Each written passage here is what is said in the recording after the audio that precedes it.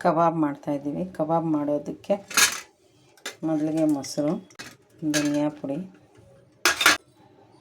ಜೀರಿಗೆ ಪುಡಿ, ಕಾಳು ಮೆಣಸಿನ ಪುಡಿ 1 ಸ್ಪೂನು, ಗರಂ ಮಸಾಲ ಪುಡಿ ಅರ್ಧ ಸ್ಪೂನು, ಅಚ್ಚ ಖಾರದ ಪುಡಿ, ಖಾರಕ್ಕೆ ಎಷ್ಟು ಬೇಕೋ ಅಷ್ಟು ಅಚ್ಚ ಖಾರದ ಪುಡಿ, ಶುಂಠಿ ಬೆಳ್ಳುಳ್ಳಿ ಪೇಸ್ಟು, 1 ಸ್ಪೂನ್ ಅಕ್ಕಿ ಹಿಟ್ಟು, ಉದ್ದುದಕ್ಕೆ ಹೆಚ್ಕೊಂಡಿರೋ ಹಸಿಮೆಣಸಿನ್ಕಾಯಿ, ಕಾರ್ನ್ಫ್ಲೋರ್ 2 ಚಮಚ, 2ರಿಂದ 2.5 ಚಮಚ ಕಾರ್ನ್ಫ್ಲೋರು, ರೆಡ್ ಚಿಲ್ಲಿ ಸಾಸು ಸ್ವಲ್ಪ, soya sauce 1 spoon, chicken masala 1 spoon, maida ಹಸಿಟ್ಟು ಅರ್ಧ ಸ್ಪೂನು, ಮೊಟ್ಟೆ 1, ಟೊಮೊಟೊ ಕೆಚಪ್ ಸ್ವಲ್ಪ, ರುಚಿಗೆ ತಕ್ಕಷ್ಟು ಉಪ್ಪು ಎಲ್ಲ ಹಾಕಿ ಕಲಿಸ್ಕೊಬೇಕು.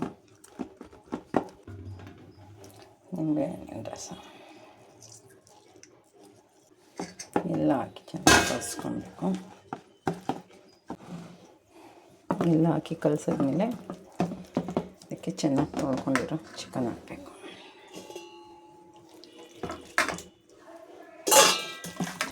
ಚಿಕನ್ ಹಾಕಿ ಚೆನ್ನಾಗಿ ಕಲಿಸ್ಕೊಬೇಕು. ನೋಡಿ ಎಲ್ಲ ಕಲಸಿಕ್ಕಿದ್ದೀವಿ. ಇದನ್ನು ಒಂದು 4ರಿಂದ 5 ಅವರ್ ನೆನೆಸ್ಕೊಬೇಕು. ನೆನೆಸಿದ್ಮೇಲೆ ಆಮೇಲೆ ಸುಟ್ಕೊಬೇಕು. ನೋಡಿ ವೀಕ್ಷಕರೇ, ಚೆನ್ನಾಗಿ ಕಲಸಿ 5 ಅವರ್ ನೆಂದಿರೋದು ಕಾದಿದೆ.